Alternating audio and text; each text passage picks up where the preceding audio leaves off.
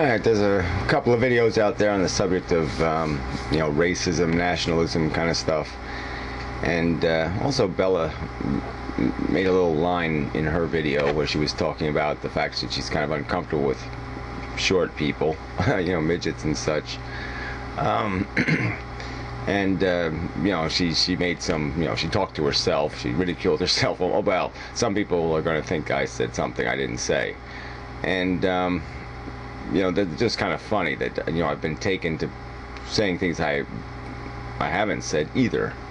The key problem with what Bella was preaching before was that she was combining very classist and racist kind of remarks, or physicalist remarks, however you want to put it, with a notion of rights, people's rights to discriminate against them, the right to treat people differently because of these differences, and that's where this gets, to me, that's the line you cannot cross, especially mixing those two things.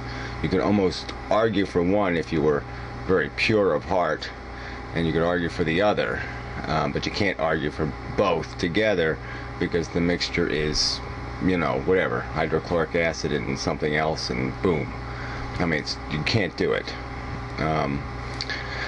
So anyway, Great Tex is sort of like Pyro. I think it's kind of a multiculturalist. Nothing bothers him personally very much. Just on the margins.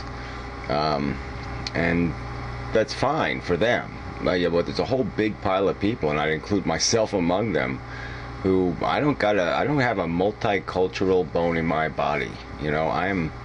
I hate diversity. I can't fucking stand diversity. It just grates on me. It gets in my way. It irritates me. When people used to say, I remember even when I was just a little kid, when people used to say that variety is the spice of life thing, it always pissed me off. Because it was like, I don't want no fucking spice on my food. I don't want no, keep your fucking spice to your fucking self. I used to force my mother to when we had spaghetti or something. You couldn't put the sauce on my spaghetti. It was like, no, you just don't do that. I had my own little rules, and that's the way I like things. It's like, I remember even like at amusement parks or something, they had this cotton candy shit, and it used to just drive me insane. It was like I wanted it banned. I couldn't stand people walking around with this sticky pink shit. It was just horrible. I hated it. Alright, so the fact is, I think it's okay for people to hate other people.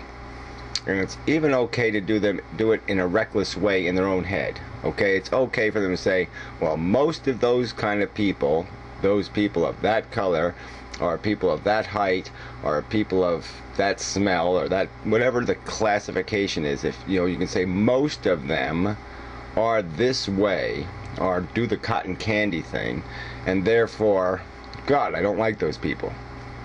Okay, it's okay to do that in your head. But you can't take it any further than your head. You can't take it into action against people. You have to be fair. Even if 99% of a class was the way you have slandered them or pigeonholed them, even if it were true, even if 99% of them were that way, if I could guarantee that was 99% of people that had a mole on their face liked rap music or sang like Zach, I still wouldn't have a right to say, damn, no Zachs are going to live next door to me, because I can't stand listening to that shit. It's just not, you can't discriminate, because there might be one individual in that class who feels exactly the same way you do, who says, yeah, I hate rap music too, so why should they have to pay a price where they're never going to have access because you're being punitive against this part that you hate? And even the idea of being punitive, we have to admit that it's the standards of who owns something first, or who's top of the mountain, or who has the power, has nothing to do with real merit. You just kind of fall into it. And so, if you're becoming the dying breed, you don't really have a right to sit there and say, well, I don't want to be a dying breed, so I'm going to use my power of heritage or power of tradition, to fight off being a dying breed. You really just don't have a right to do that. I mean, if the rest of the culture moves in a direction, tough shit. I mean, you're just going to have to accept that. All right? You don't have to like it. You can still hate, but you really just don't have a right to fight it. There are mechanisms in society you just can't do anything about. You can't stop them in any ethical way. And there's no practical way to do it. I mean, there's no such thing as separate but equal. Perhaps if there was some way to make all that crap work without it inevitably leading to conflict and warfare and all kinds of other shit, and inequity, of course, then maybe it's that would be worth trying.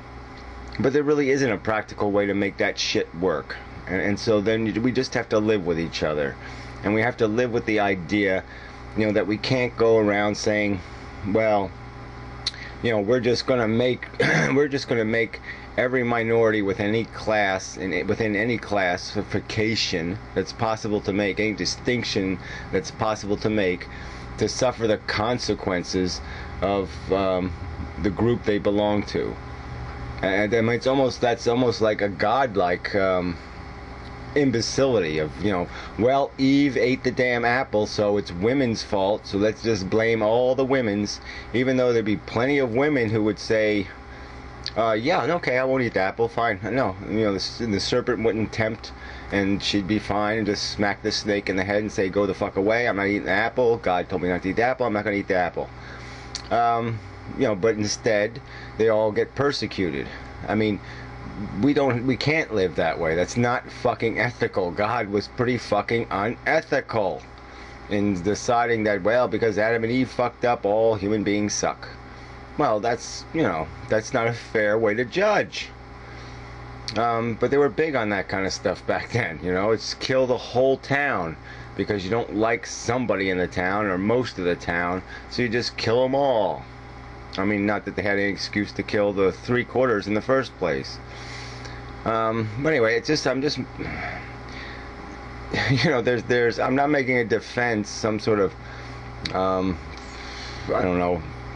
pure defense, like it's some sort of reasonable thing to have a bunch of personal idiosyncrasies that are completely incompatible with others.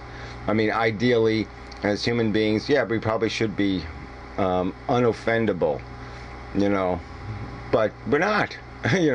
As a practical matter, I can't blame somebody if they think my language is grotesque. They should be offended. They have a right to be offended. I don't think they'd have a right to, persecute me or deny me access to something or, pass some law that says I can't do this, that, or the other thing. But they have a right to hate me or be revolted by me or disgusted by me. And so I think sometimes this argument gets a little fucked up because people are talking like people don't have any business being threatened and that people don't have any business, seeing their life degraded by the crap that goes on, because it does get degraded. It's just a fact of life. I mean, if you've seen what happens, the whole white flight thing, I mean, I'm not making any kind of slanderous statement to say that people have different standards because of their culture, because of how they've been brought up, what they've lived with in their past, and so they have a different standard of life, and they accept a different kind of lifestyle. And it's not going to be compatible with some other group that has spent a long time culturing a certain kind of white picket fence purity. It's just not going to be compatible with that. But the picket fence community really doesn't have a right to save itself through some illegitimate discrimination. It's just not the way the world works. Popularity does matter, and if that's the way the popular culture is evolving, you just have to accept your minority status and accept some limits on your power to control anything. And that's what it's really about, is thinking you have a right to control it. Because as soon as you try to control it, there's no way it's going to be ethical. There's no way it's going to satisfy those constitutional principles you're not allowed to fucking violate. It's going to break the social contract you have to have with each other to live with each other. So okay, be offended, be disgusted, be disappointed, shed some tears, lament the the fact that humanity is walking into a cesspool, but you really don't have a right to start trying to engineer it. Because if we give you the right, then we have to give him a right, and then him a right, and him a right, and then fuck it, we're all doomed. It just isn't going to work. So I mean, the key thing to focus on is that it is that you can't put hate into action. That's the real thing that's got to be stressed, is that hate can't have any influence. It has to be something that just lives in a brain. It can't be actualized as policy in the world, all right?